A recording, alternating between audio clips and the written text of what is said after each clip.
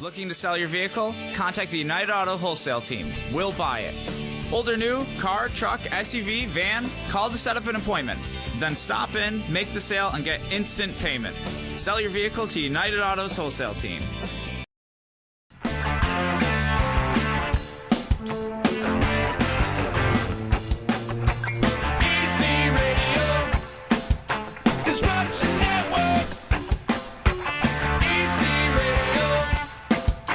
Disruption Networks.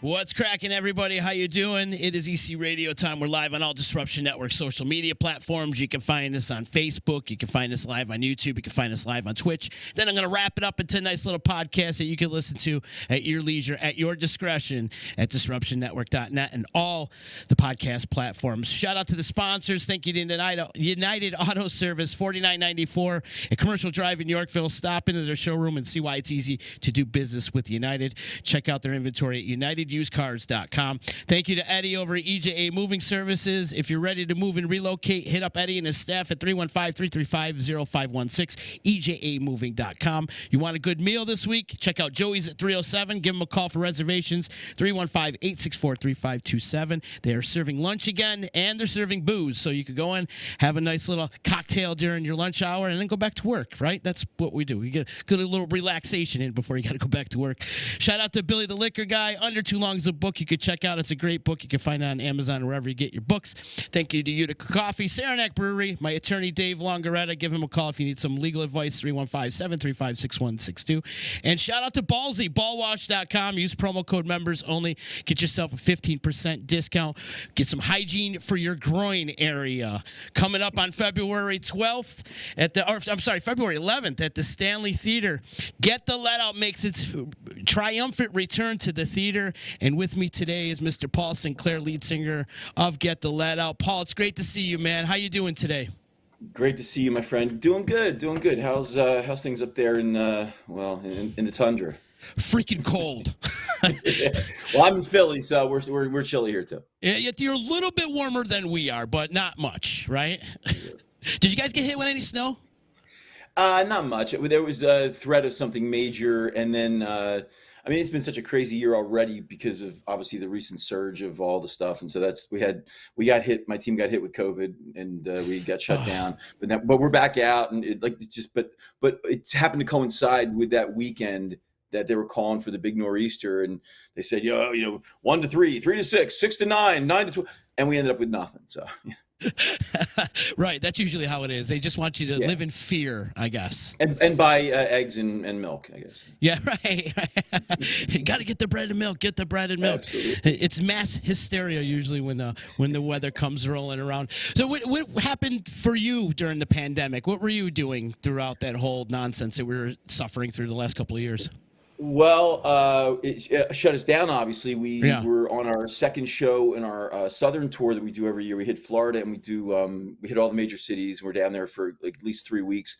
And we were on show 2 in Melbourne, Florida on Friday the 13th of March. And sure enough, then everything went to hell in a handbasket. So we had to turn around and come home. And so then for the next 15 months, we were obviously not working. So I actually utilized the time amazingly because people would think, well, gee, you probably don't want to listen to Led Zeppelin a whole lot when you're not on the clock. But the reality is I thought to myself, well, this is a once a century situation potentially. I mean, that's what they say, Spanish flu back in 1918. So the idea of the world shutting down and having this bizarre time in front of us to do, in essence, whatever, but just kind of hole up and try to avoid everyone. I thought, let me revisit the catalog and see if I can't make my performance better. Let me get closer to because our whole goal, for those that don't know what we do, is we're trying to replicate the recorded versions of Zeppelin's music in concert. And everyone knows this stuff intimately, and I certainly do. And I would spend a lifetime just as a fan and a singer, always wanting to be a professional singer. That's Robert Plant is one of my great teachers that I've tried to learn from. So you think I would know the stuff, and I do, but trying to really replicate something to the degree that we are attempting to do it, it's a lifelong study. And I thought, well, let me see what I can do.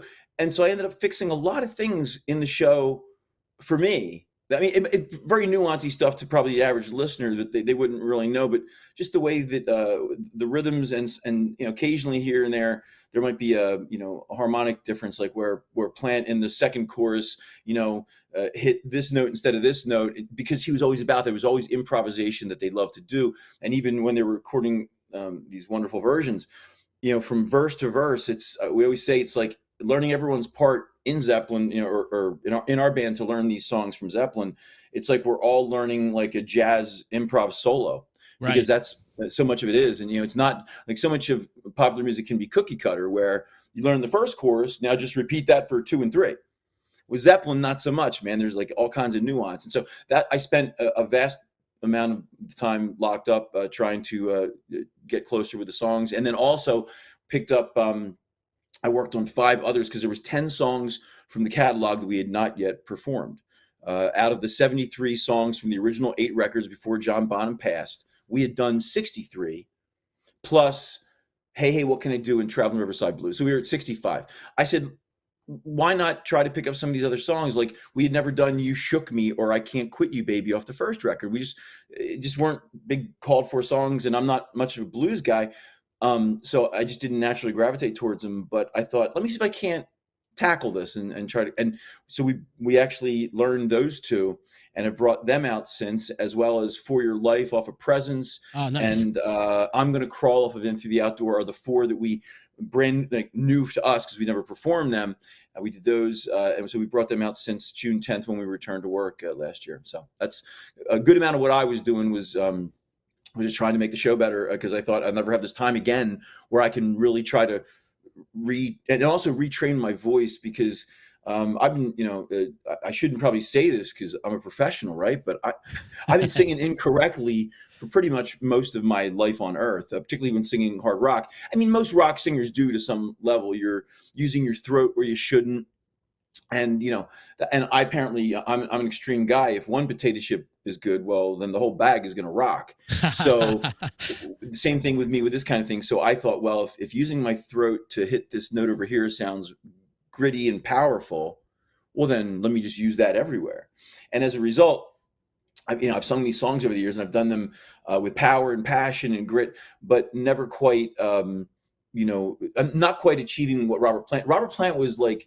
On those records, he'll talk about it. He talks about how he's a crooner, right. And it's true, because the music is so heavy that it almost fools you into thinking that when you're hearing that vocal, that it's some bombastic smash you in the face, but it's not.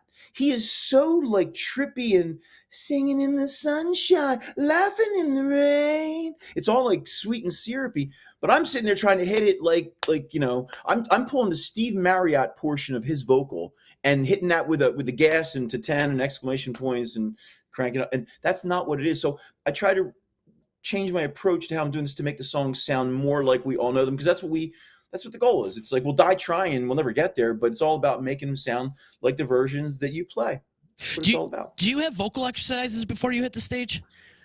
I've tried everything under the sun in my time. I've been around, a while. I'm not 20 years old anymore. I'm in my 50s, and I wear that as a badge of honor at this point to still be doing this stuff. And feeling like, but still feeling like, the same guy I've always been. I feel like a teenager inside, but you've been at this a long time. So I've been trying, and I've tried everything under the sun.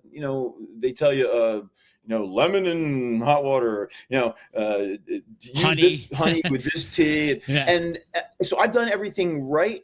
I've done everything wrong, and everything in between. And I mean, I'd say it's the obvious stuff that you got to really do, at least from my perspective. And that is sleep and keep your fluids up. And as far as the warm-ups go, I've tried warming up, but the best thing for me generally is that we do a sound check. Now, not every band does their own sound checks. They've got their techs doing like line checks so they can walk on that stage at 8 p.m. and just walk out there and play and then leave and get back on the road. Uh, I've always approached this differently where I want every show to be so great. So the sound checks that we have, and we do our sound checks every day, and they act as a rehearsal, as a way of making sure that whatever song we're bringing into the show that night, because the show changes every single night. And of those now 670 songs that we do, one night's Down by the Seaside instead of No Quarter, or it's 10 Years Gone. And, it's a lot of songs to keep in your head. So I like to make sure that ones that we haven't done in a few weeks, that we run through them at sound check. And so that acts, again, as a rehearsal, but it also acts as a vocal warm-up for me, because this happens about 3.5 hours before the show is when sound check begins, and we usually do an hour, and then we go and I shower and the guys go and eat, and then we do our show. And so that acts as a warm-up, so that I test the waters of, what's working and what's not on that given day, and where I'm gonna have to go sideways to get this note or that. And I figure that out at 4:30, 5 o'clock in the evening, afternoon, and then get my shower and come back and do the show. So that's in essence my warm up. Not the traditional thing. I don't think some people sitting there and do their whatever the thing. Blow through a straw. Yeah, well, yeah, and I've actually tried that stuff, and it's I don't want to disparage. I'm trying to be funny, but the reality is that stuff does help. It's weird with rock and roll, right? Because there is no real course in rock and roll vocals. You just kind of figure it out, and and some guys have something to offer. And I've learned mainly, I never took any formal lessons. It's always been just listening and trying to replicate the sounds I hear, like you did as a kid watching cartoons and wanting to sound like Daffy Duck or Bugs Bunny. And I've just done that and just trying to get the inflections. I mean, I don't sound, the tone of my voice is different in character than Robert Plant's, but I'm trying to go for all the nuance and all the little grunts and groans and oohs and babies, so that it's all there for everyone that listens to it and knows it intimately. How do you choose the set list every night? You were mentioning how you added new songs to it. How do you choose it? Is it like is that somebody's particular job, or do you do it as a collective? No, it's. I mean, I've taken this on from the beginning for various reasons. So I've made every set list for the last 18 years. Okay. But as a singer, everyone was okay with this initially when it was being discussed. Like I said to because the guys that in the beginning of this group were people I didn't really know too well, and it's a whole story unto itself. But as we're figuring out how we're going to operate here, it was like, well, for me as a vocalist, I just, you can't throw Black Dog at me for song 1 or 2. I got to work up to it. So there's a way in which I found that because I got to think more about my voice, that I can, number one, focus on that so I can deliver the best performance at that point in the night for whatever song. And I also had a philosophy about it and how I wanted to see the show go, so that you're riding kind of a wave, like like a concert should be. I mean, like sex. I mean, you're riding a wave until the big crescendo, and you want the big finale. And so I developed somewhat of a skeleton of how I would see the show. And then as we kept learning songs, I'd be able to take out, for instance, in the spot where we did Dazed Confused. I don't know if it was like song, I think it was like 7 or 8 or so, whatever position it's in our set list. In that position, I would put in Nobody's Fault But Mine, because the song functions in a similar fashion. It's a long journey with a big build up and a big sort of ending. And I wanted that there to wrap up the first part before we sat down to do our sit down acoustic. So there's things like that. And I've got different ideas of what songs would go in these different positions that function in a similar fashion to keep the wave riding the way I want it to until the big ta-da at the end. And that's, I mean, I'm sure that most people put their shows together similar. You want to have a flow to it. Mm-hmm. And that's, so between that and then what will happen is, we try to honor requests. So we tell people, go on our Facebook page and, either inbox us or, write on the promo for, hey, for Stanley Theater, we'd love to hear Down by the Seaside or something. And then we got our social marketing people that, our team that will see those things, put them aside and in a list and then give it to me the week before the show. So then I can put together a list and try to incorporate whatever request. And thankfully, now I'm here broadcasting this in this moment here, but we don't, we haven't encouraged this to such a level where it's become a problem. So I really do manage to honor a good amount of these.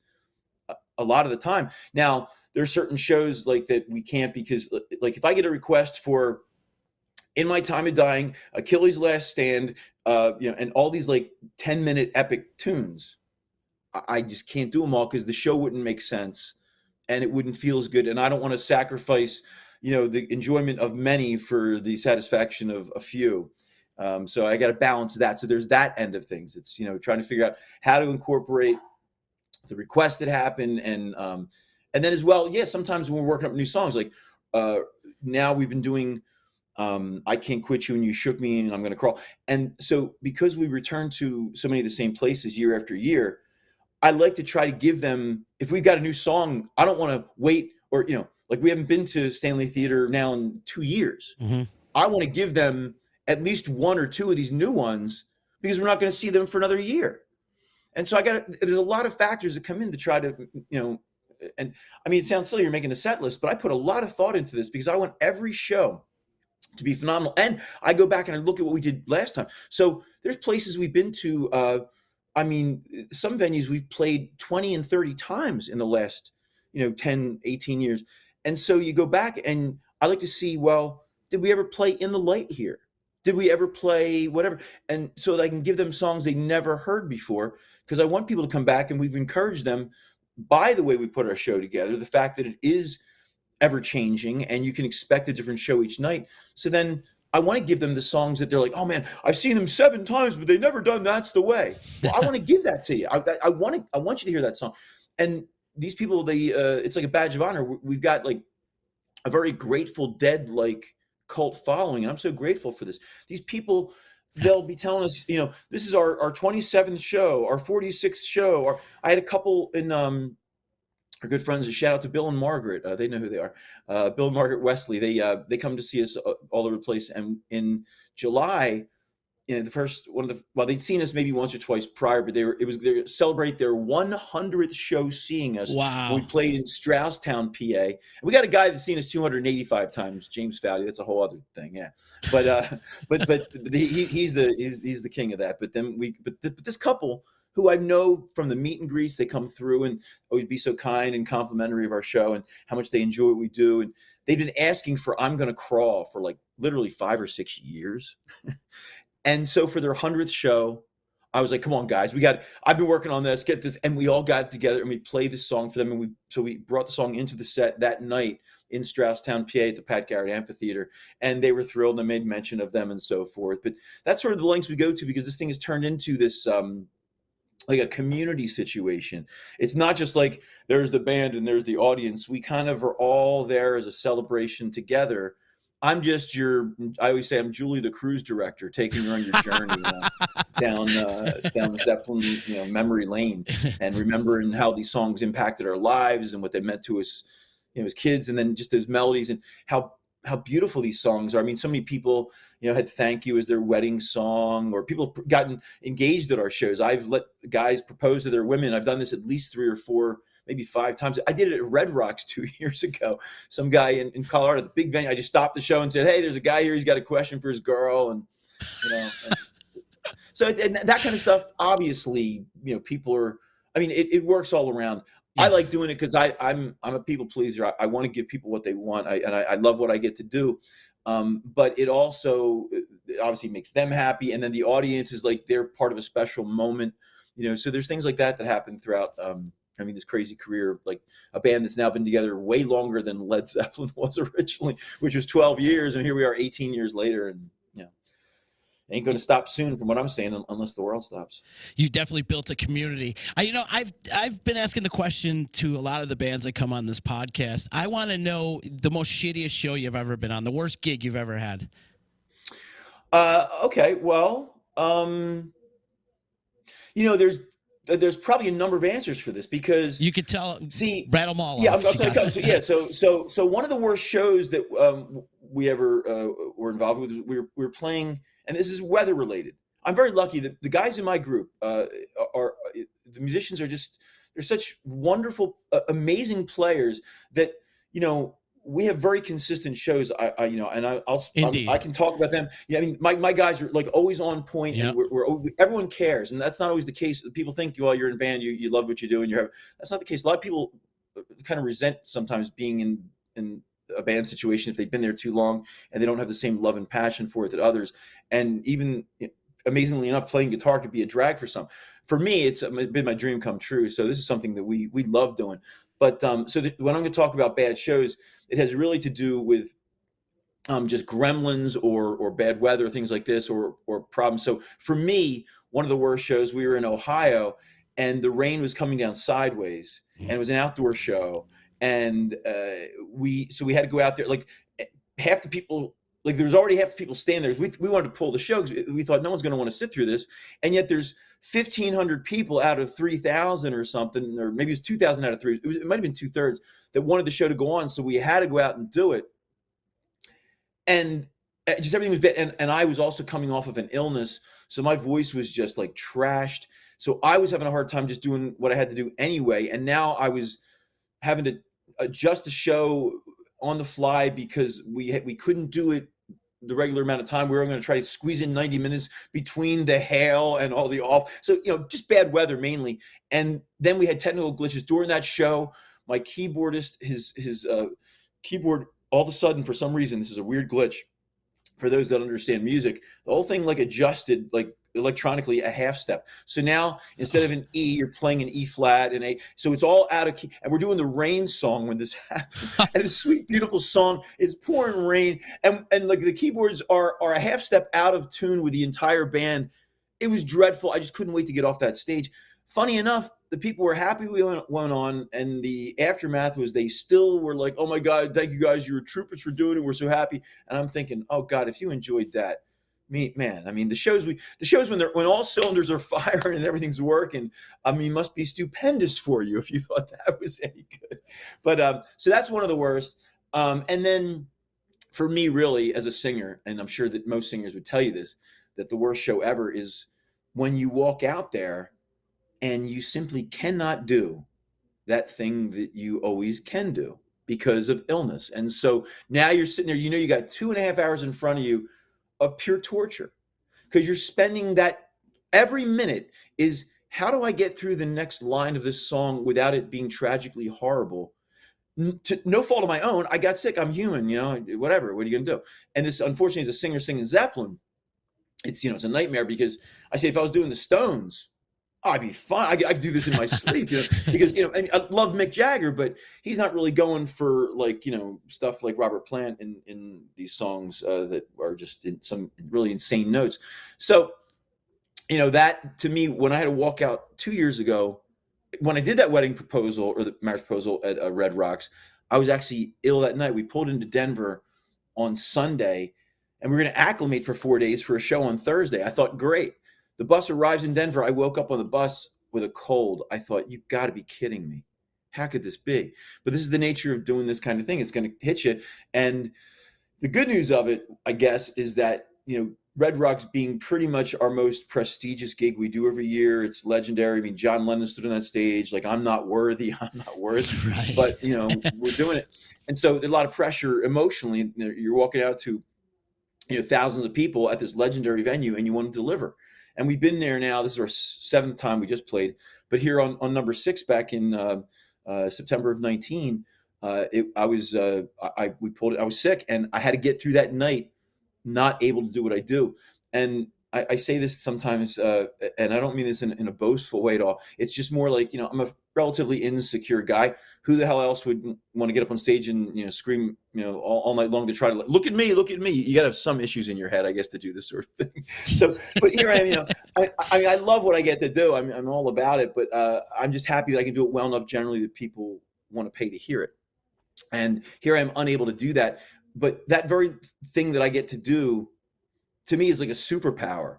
Like just the fact that I can do something like this. I can sing well enough that people pay to hear me and enjoy me doing Led Zeppelin. I'm so grateful that I have that. And so when you don't have it, when it's not showing up for you, when you got to walk out on that stage and you can't do that, the Lemon song and that long yell and stuff that I'm used to doing, it's just it's dreadful in your mind. You know what I mean? Trying to overcome that. So when it comes to the worst shows, those for me would be it, because psychologically it doesn't get much more challenging when it comes to shows. that, and the only other thing I would say is,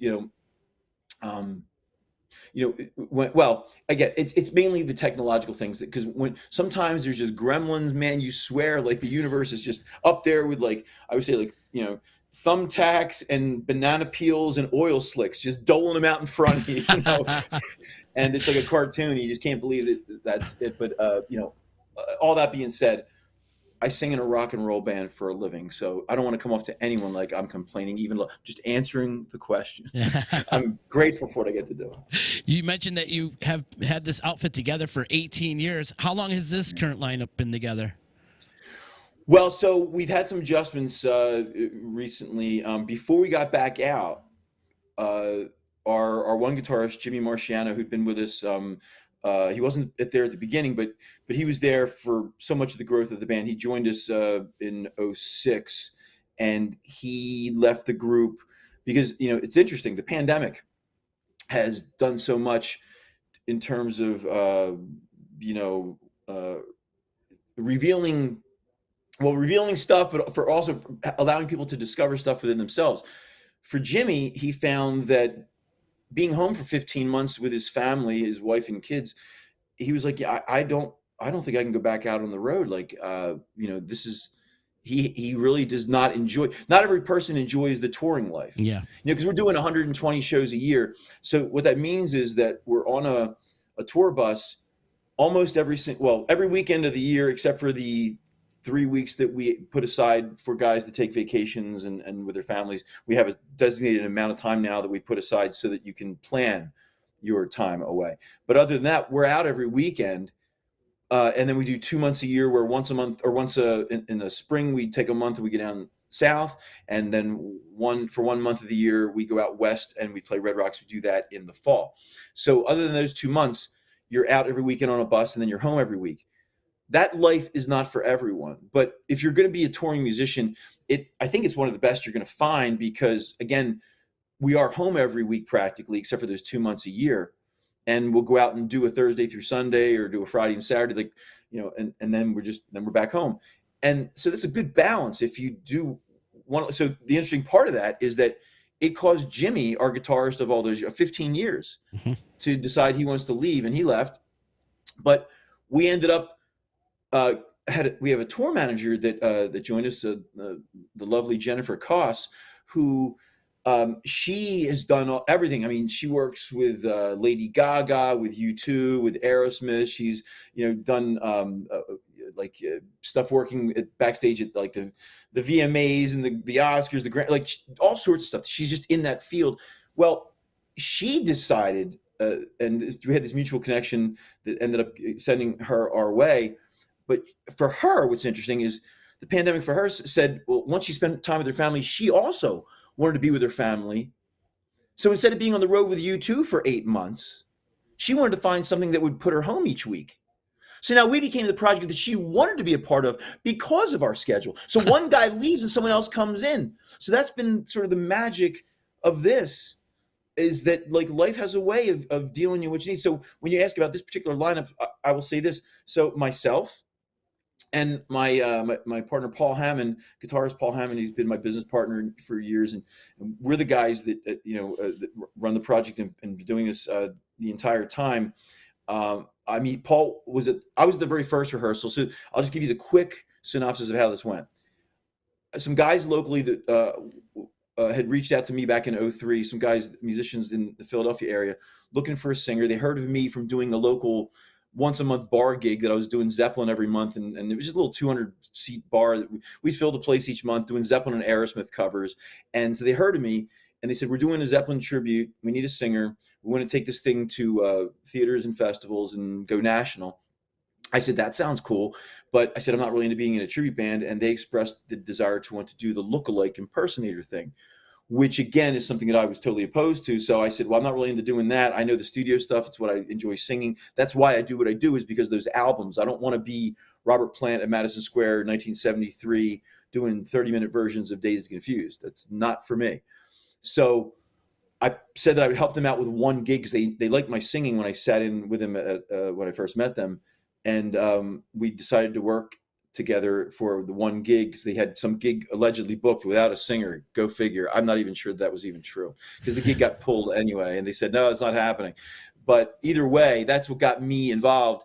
I brought Paul Hammond in, who'd been my partner in bands playing since, like, we met in '84, and this was like, 20 years later. So I brought him in, and they didn't even want him on the stage. They wanted him to stay off stage because they wanted the 4-piece look-alike. And I'm like, I'm not going to dye my hair blonde. I'm not going to. So anyway, it was a rough, rocky start. And eventually the guys that called me eventually left the group over time. So Paul and I are the guys that are there from the beginning and the very first gigs. And then our drummer, Adam, is the next in line, where he joined us probably a year and a half into the band. So we're sort of the elder statesmen of Get the Let Out. And then we got the younger guys that have joined us in the last like 6 years, like where we got Phil D'Agostino on bass, who he joined us in 2015. We got Eddie Couric, our multi-instrumentalist, who does everything from keyboards, harmonica, doubling my lead vocal, solos, plays drums, filled in for our drummer. And we put him on drums to get through when we were out on West Coast because our drummer had an injury. Like, you just can't, the talent I have at my disposal, these guys are just unbelievable. So Eddie Couric, multi-instrumentalist, he's been with us since 2018. And then the newest member is Tommy Zamp. He joined us to replace Jimmy Marciano when Jimmy left in the spring. And now, but we got so many shows in, we literally, from June the 10th when we returned to work until New Year's Eve, we had 71 shows in last year.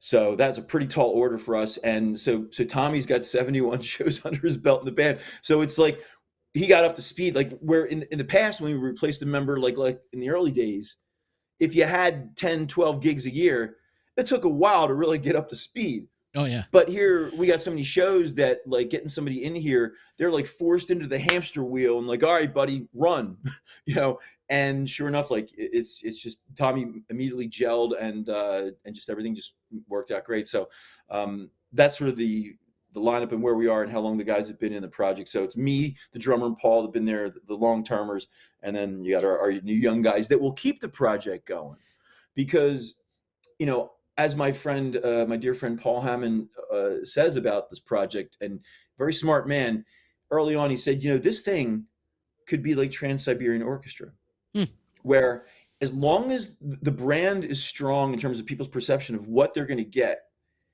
how many people really know my name?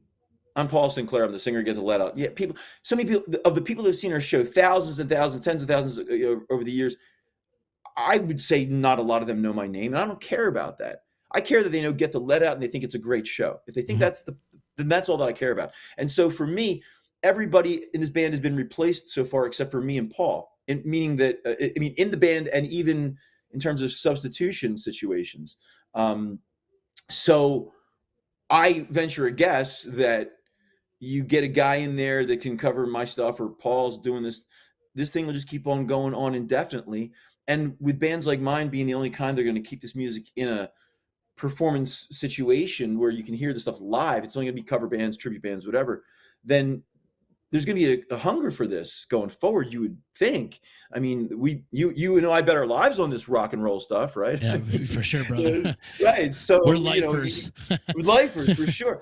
And I take comfort in that. For me, at least, I know that in my lifetime, I'm good, because the people that grew up my age, like in that same era, and maybe 10 years younger as well as 10 years older, that range of people, this is their music. Yeah. So as long as I'm on earth, they're going to want to come celebrate the music from their past and their youth, and makes them feel like they're 17 again. So I knew I'm covered, but I figured even beyond that, my young guy, Eddie, he's 27.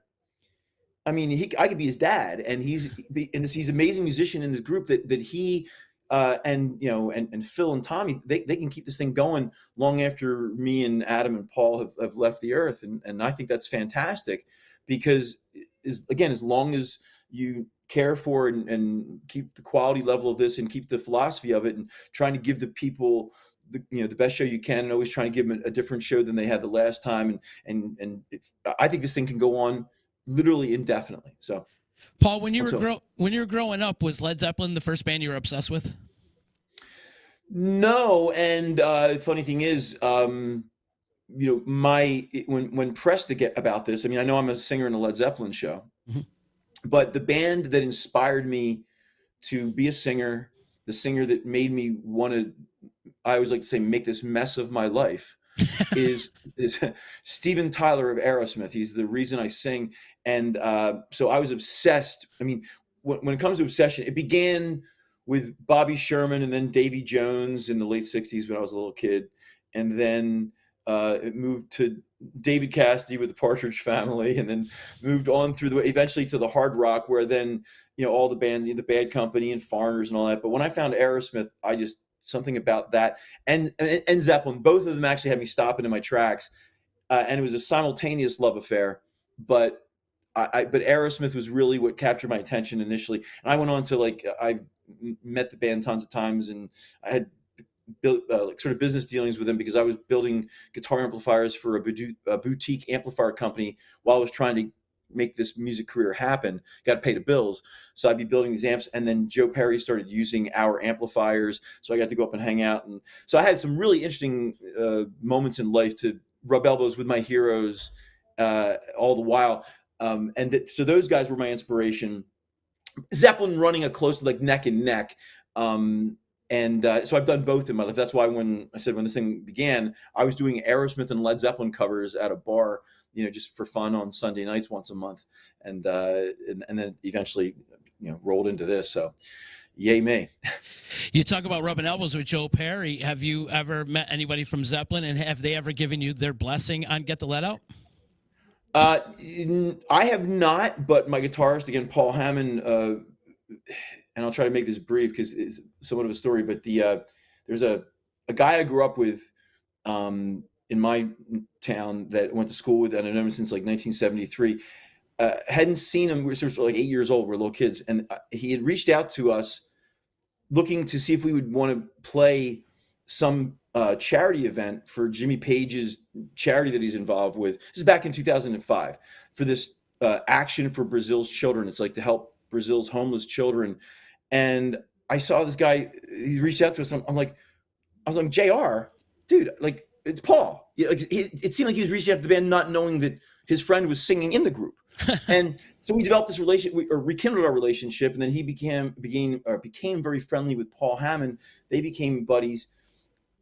JR was involved with this charity for Jimmy Page that Jimmy Page was very involved with because his wife was Brazilian, and that was their whole deal at the time. JR wanted to make a Martin guitar, a special designed one for Jimmy for his 63rd birthday, and then make one to auction off for the charity. So around this, we got together with Martin Guitars and had this special guitar designed for Jimmy Page. And then Paul Hammond, my guitarist, and JR flew to England to deliver the said guitar to Jimmy Page to go to his house. That's a whole thing unto itself. So, and Jimmy, unfortunately, had some issues at one of his other homes and was unable to, he had to leave last minute. They never got to see him. They ended up talking on the phone with him while he's hanging out with the wife and kids. Long story short, long story long, Paul Hammond was at Jimmy Page's house talking to him on the phone for 20 minutes about guitars and nothing about Zeppelin, nothing about Get the Lead Out, just talking shop. And of course, that's how Paul would want it. And certainly Jimmy, I would imagine, enjoyed that as well. So that's the brush with that. And then as a result of that and that continued connection, Paul attended the O2 reunion show in 2007. So he was there for the big, reunion. And he went there on a ferry with Brian May. Wow. Of Queen. So he's sitting there. I mean, imagine we grew up, these people are mythological creatures to us. Sure. They're these icons. And now you're sitting there and my guitar player is hanging out with Brian May, who he adores, talking about Jimmy Page on their way to see Zeppelin play. It's and then he's sitting there and there's Jeff Beck over here and Dave Grohl's over there and Juliette Lewis, the actress, and all these famous, because everyone wanted to see that Zeppelin reunion. And Paul was fortunate enough to attend. So that was our brush with Zeppelin from that perspective. We were also contacted by their lawyers and asked not to use the American Led Zeppelin as a tagline. We said, okay, cool. No worries. So, but I've never met or spoken to any of the members of Zeppelin. It's funny. I think to myself, the things I've read and what I've gotten to know of Robert and the band, I do know that they're aware of us, obviously, at this point, because we're one of the bigger ones out there doing it. For sure. You would think that, and if they're aware of any, and you see them, there's pictures taken of them with like Led Zeppelin.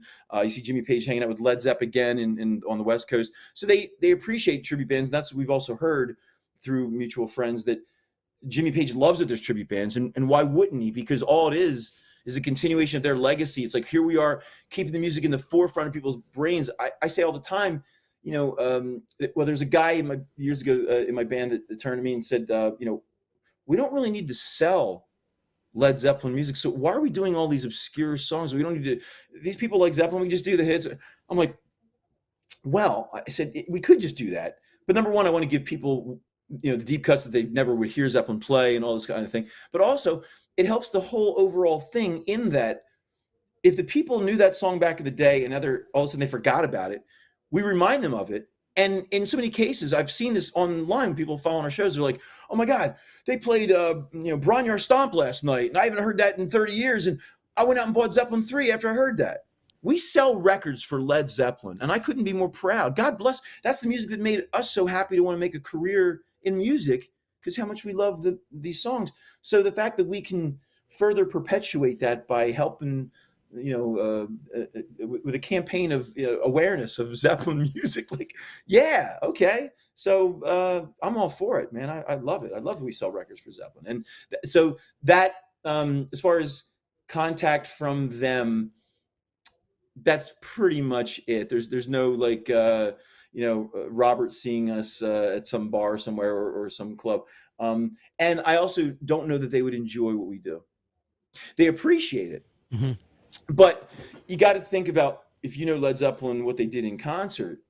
Led Zeppelin was a jam band. Right. They got up there every night and wanted to stretch and play with these arrangements so as to give you a different take on things. That was what improvisation in the 70s, it was all about, that stretching and playing. I mean, and to this day it is, but there's certain bands like Rush that go out there and play verbatim what's on their record, and that's how they approach them, because people want to hear that. That's what they give them. With Zeppelin, people wanted to hear the records, I think, but everyone was so high they didn't care. Or, I mean, Zeppelin was such a mythological group that you're happy to be in the presence of. Let them do whatever they want to do.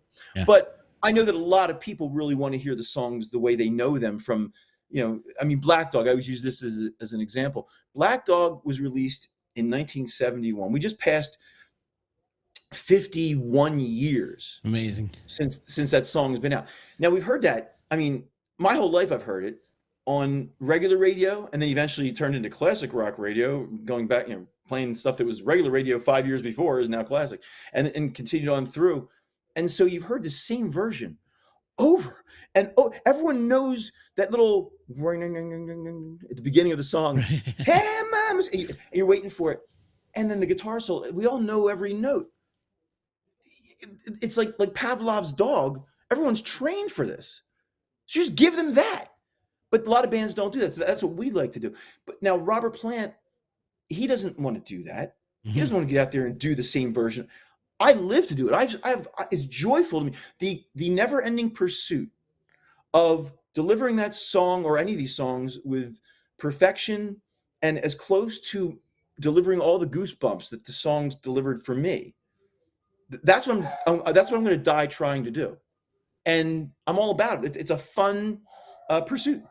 It's of all things I could be doing on earth, that's a fun one, because it's like I'm just one of these guys, like kind of a pit bull. Like I won't give up. I'll just keep on pounding until I get it. So I'm like, I'll do Stairway to Heaven.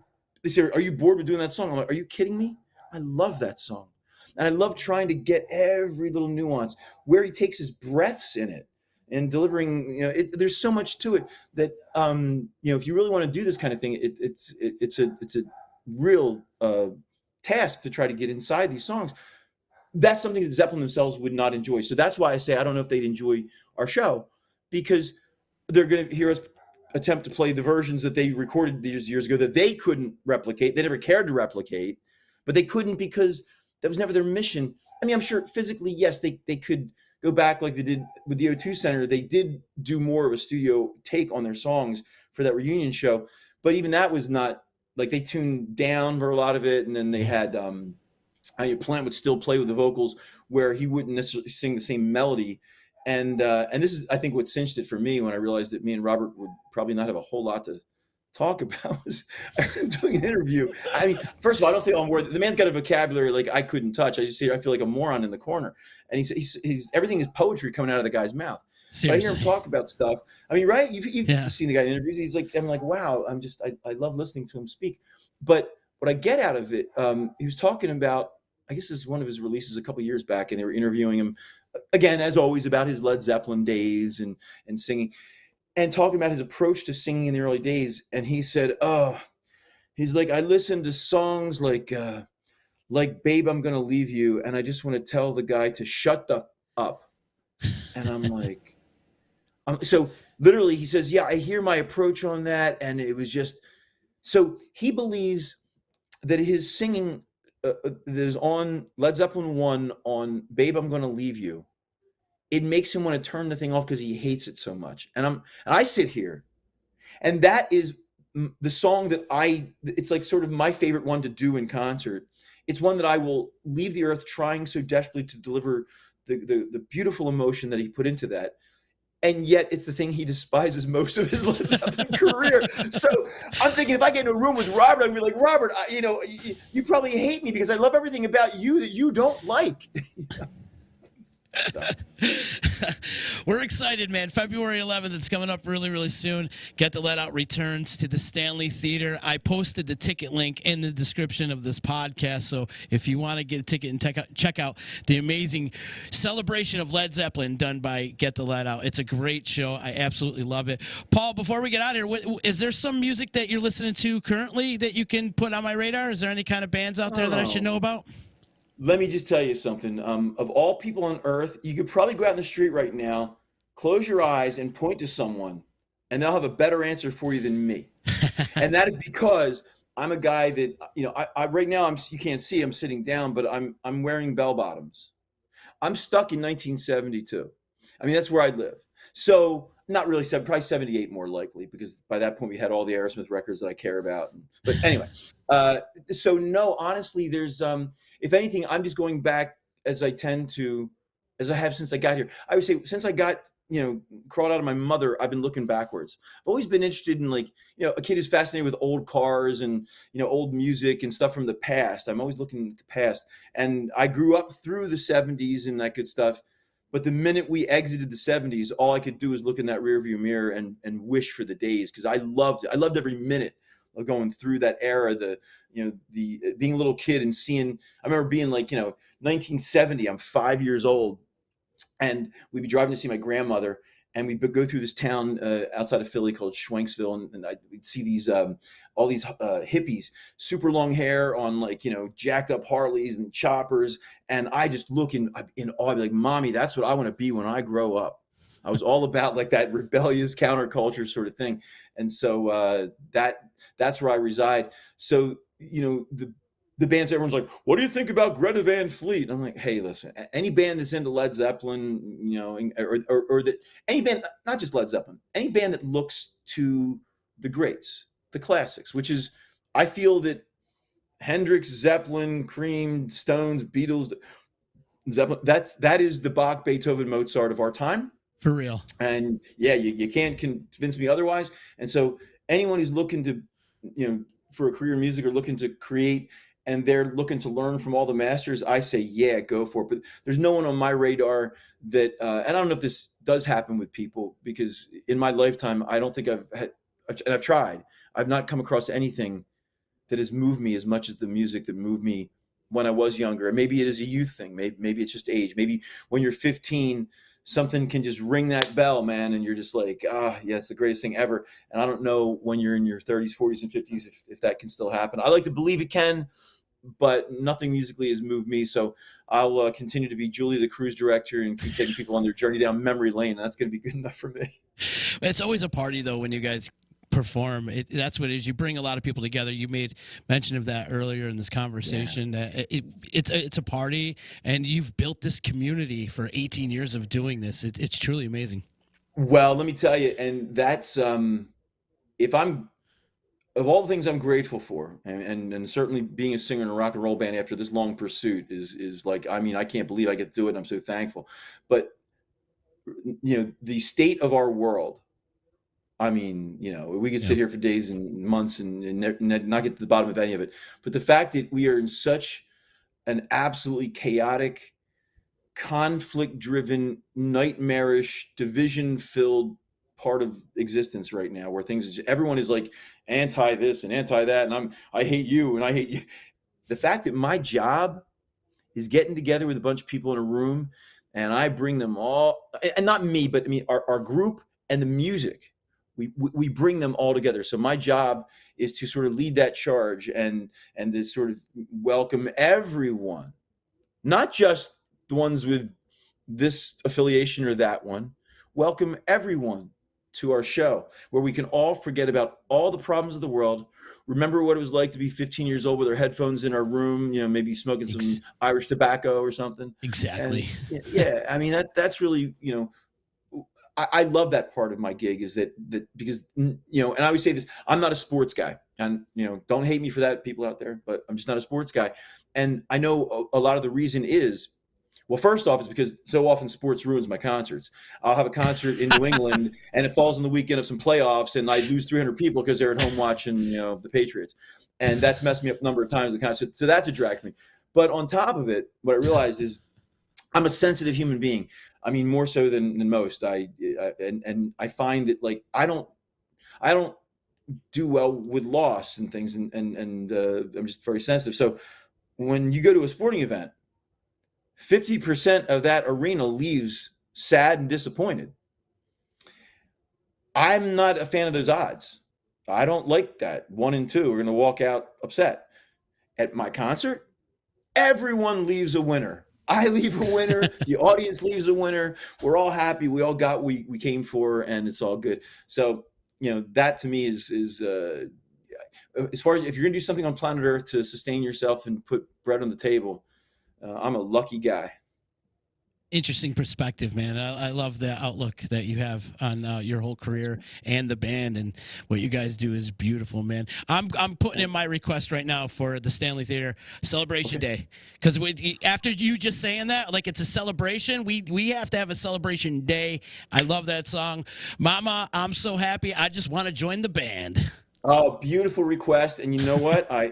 Your wish is my command. So, I mean, I'm putting it out there now. And the good news about this is that is with our new guy, Tommy, we've made it through virtually the entire catalog. There's like 5 songs or so that we haven't played with him that he knows. And that's one of them. Beautiful. So it's time to break it out. I guess the Stanley Theater is where it's going to happen. Awesome, brother. Paul, thank you so much for taking the time with me. I'm really excited to get together with you guys on February 11th at the Stanley Theater. Tickets on sale now. Check it out if you're interested. It's in the link in the description of this podcast. And again, thank you so much for taking the time, brother.